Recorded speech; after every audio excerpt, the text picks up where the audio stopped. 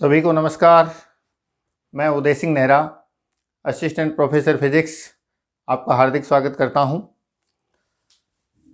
आज हम चर्चा करेंगे आरपीएससी असिस्टेंट प्रोफेसर फिजिक्स भर्ती 2020 के लिए क्या रहेगी कट ऑफ, संभावित कट ऑफ क्या रहनी चाहिए। इससे हमें फ़ायदा ये होगा कि हम हमारी रणनीति तय कर सकेंगे कि रिटन में हमारे लगभग कितने अंक आएँ ताकि हम फाइनल सिलेक्शन की ओर बढ़ सकें, और उससे हमें ये फ़ायदा होगा कि पेपर में हम कम से कम कितने क्वेश्चन अटैम्प्ट करें, कितना पेपर हम हल करें ताकि हम उस दौड़ में बने रहें। तो बड़ी महत्वपूर्ण और रोचक चर्चा होगी, बने रहिए मेरे साथ। शुरू करते हैं। हमने रेफरेंस लिया है असिस्टेंट प्रोफेसर भर्ती 2014। उस समय इसका नाम कॉलेज लेक्चरर हुआ करता था, और इसके आधार पर हम जानेंगे असिस्टेंट प्रोफेसर भर्ती 2020 की संभावित कट ऑफ। यहाँ देखिए number of post, total 61 post थी 2014 की भर्ती में फिजिक्स में। 35 पोस्ट हैं 2020 की हमारी भर्ती में वर्तमान में। कैटेगरी वाइज इनका यदि हम डिस्ट्रीब्यूशन देखें तो जनरल में 13 पोस्ट जनरल के लिए थी और वुमेन के लिए 4 थी। वर्तमान में ये 13 और 4 की जगह 11 और 3 है जनरल के लिए। एससी में हम देखें तो 10 पोस्ट थी जनरल मैन वुमेन दोनों के लिए, 3 पोस्ट जनरल वुमेन के लिए कैटेगराइज्ड थी। अब ये 10 और 3 की बजाय 4 और 1 हैं। 2014 की भर्ती में एसटी के लिए 12 और 4 का आंकड़ा था, जनरल एंड जनरल वुमेन, जबकि वर्तमान में ये 3 और 1 है। जबकि ओबीसी की हम बात करें तो 9 और 3 पोस्ट अवेलेबल थी 2014 की भर्ती में, जबकि वर्तमान में ये 5 और 2 हैं। तो ये नंबर ऑफ पोस्ट डिस्ट्रीब्यूशन है। अब हम देखेंगे कि क्या कट ऑफ थी 2014 में और उसके आधार पर क्या प्रोबेबल कट ऑफ रह सकती है। ये देखिए असिस्टेंट प्रोफेसर 2014 की कट ऑफ, ये कितने में से है? 224 में से है।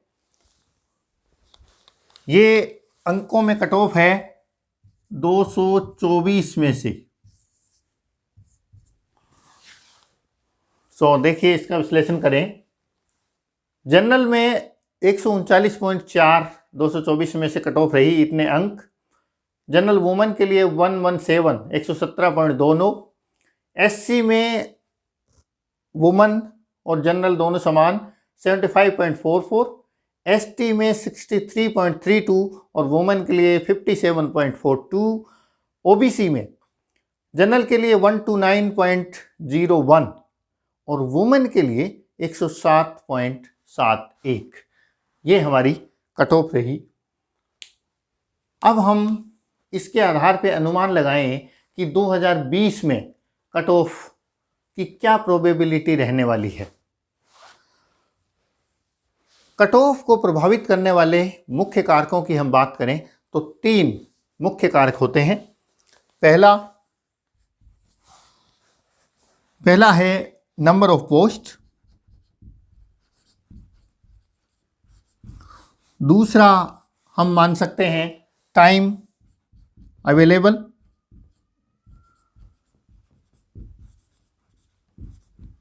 और तीसरा हार्डनेस ऑफ पेपर।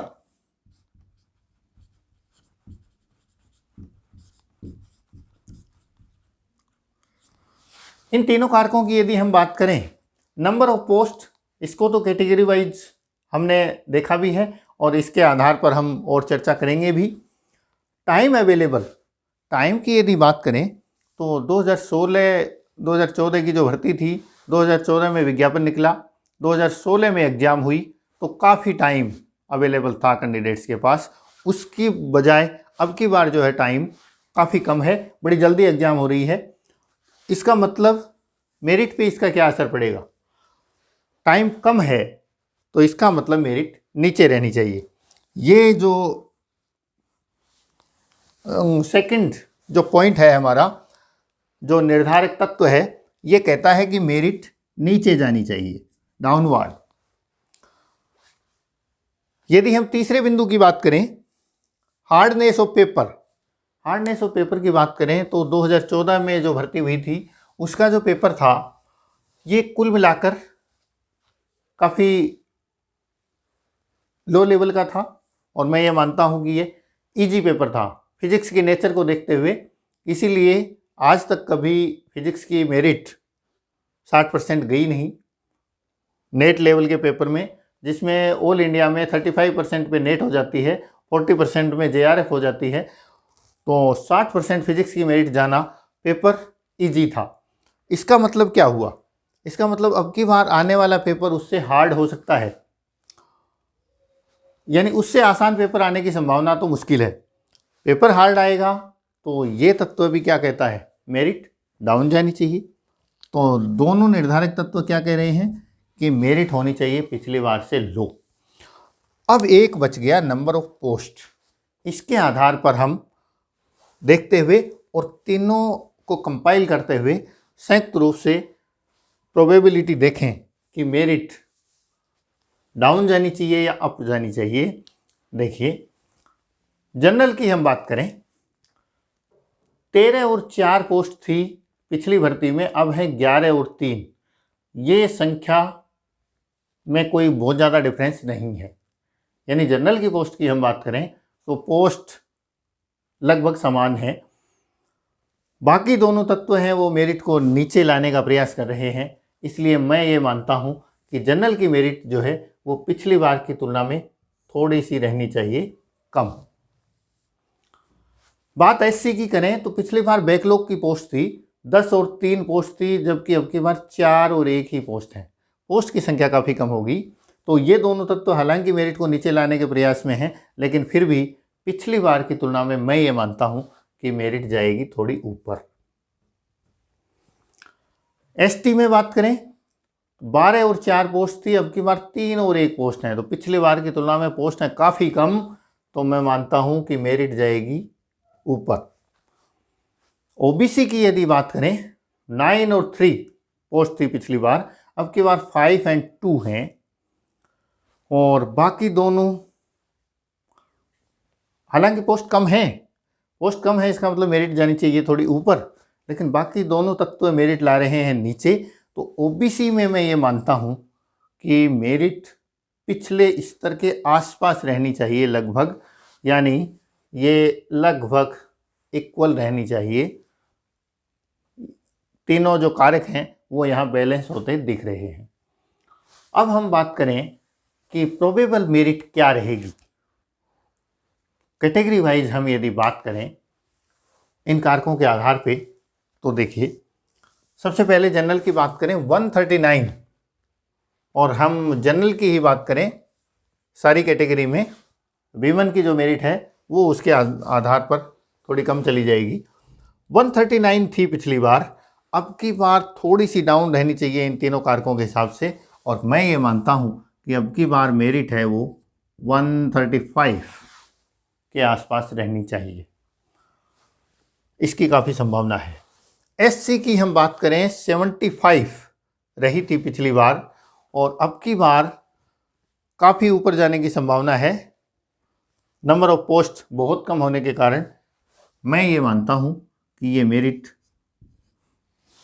90 अंक के आसपास जाने की संभावना है। ध्यान रखें कि ये 224 में से हैं।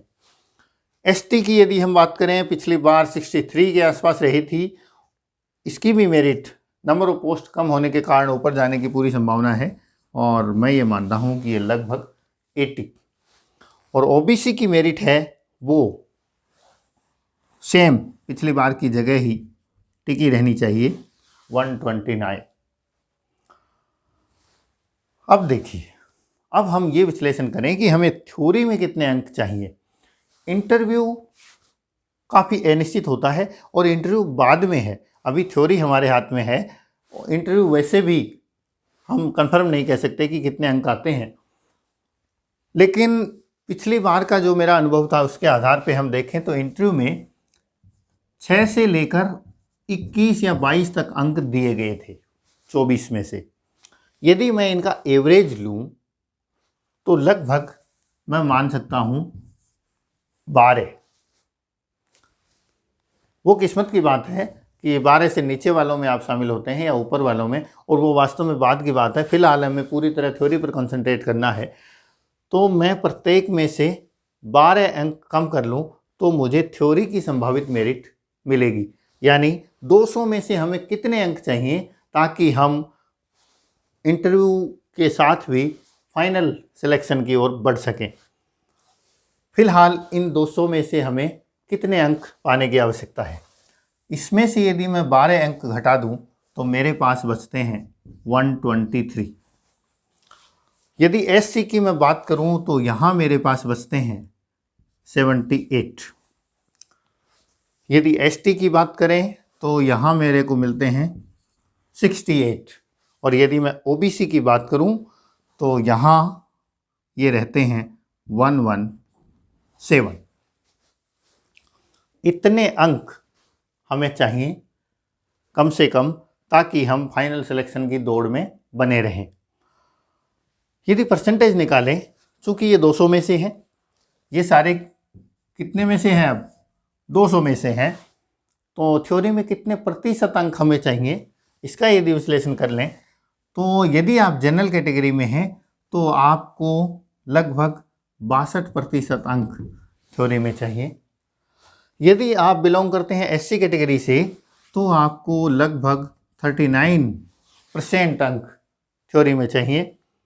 यदि आप एसटी से बिलोंग करते हैं तो आपको 34% आने चाहिए थ्योरी में फाइनल सिलेक्शन की ओर अग्रसर होने के लिए। और यदि आप ओबीसी से बिलोंग करते हैं तो आपके लगभग 59% अंक आने चाहिए। तो ये हिसाब है यदि हम सिलेक्शन की ओर बढ़ना चाह रहे हैं तो। लेकिन कंपटीशन एग्जाम में बड़ा प्रेशर होता है। यहाँ फिर से दो कारक काम करते हैं। एक तो वहाँ बड़ा प्रेशर होता है, दूसरा हार्डनेस ऑफ पेपर के बारे में हम पूरा अनुमान कैसे लगा सकते हैं। मान लो हम पेपर मान रहे हैं कि अब की बार थोड़ा हार्ड आएगा, फिर थोड़ा इजी पेपर आ जाए तो ये मेरिट थोड़ी और ऊपर जा सकती है। तो क्या हम एग्जैक्ट ये टारगेट रख सकते हैं? बिल्कुल नहीं। और वैसे भी यदि आप 62% का टारगेट लेके जाएंगे बैठेंगे तो सवाल ही नहीं उठता कि आपके 62% आ जाए। तो हमें इस टारगेट को थोड़ा बढ़ाना पड़ेगा। तो यदि आप जनरल कैटेगरी में हैं तो मैं ये मानता हूँ कि आप अपना टारगेट रखें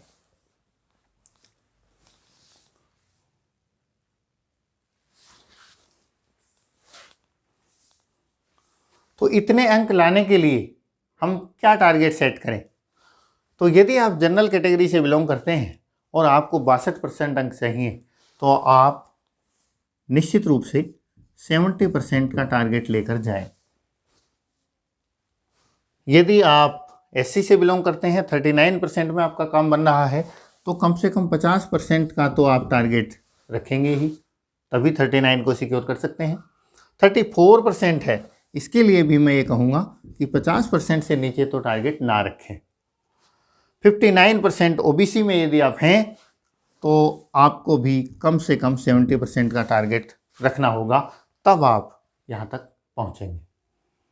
अब बात ये आती है कि इतने परसेंट का टारगेट हम लेकर जा रहे हैं तो पेपर में से कितने क्वेश्चन अटेम्प्ट करें, कितने प्रतिशत पेपर अटेम्प्ट करें ताकि हमारे इतने नंबर आ जाएं।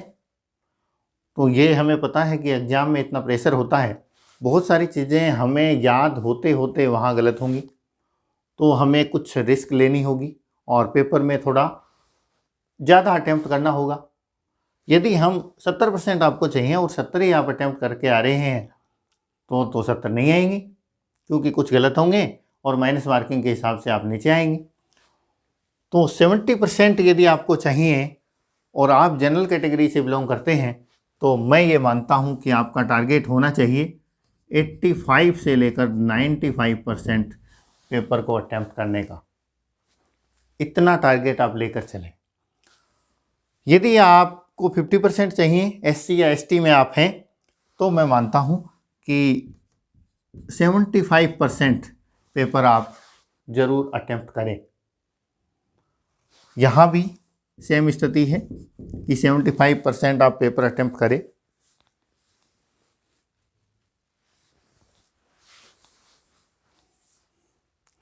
और यदि आप OBC से बिलोंग करते हैं और 70% का आपका टारगेट है, तो यहाँ भी आप कम से कम 85% से लेकर 95% तक पेपर को अटेम्प्ट करें। मैंने हमेशा 100% पेपर अटेम्प्ट किया है और बड़े शानदार रिजल्ट देखने को मिले हैं। इतना पेपर आप कम से कम अटेम्प्ट जरूर करें, लेकिन इसके लिए क्या ज़रूरी है कि हम ज़्यादा से ज़्यादा सिलेबस कवर करें। हम यदि सिलेबस कम कवर करेंगे और अटेम्प्ट ज़्यादा करेंगे तो ये हमारे लिए आत्मघाती कदम होगा और आत्मघाती गोल हम कर बैठेंगे। तो लास्ट में 2 स्ट्रेटेजी निकल के आती हैं: cover maximum syllabus and attempt maximum number of questions. ये यदि काम आप करते हैं तो आप सिलेक्शन की ओर बढ़ेंगे, आपको बहुत अच्छा रिजल्ट देखने को मिलेगा। तो ये रही आज की हमारी चर्चा।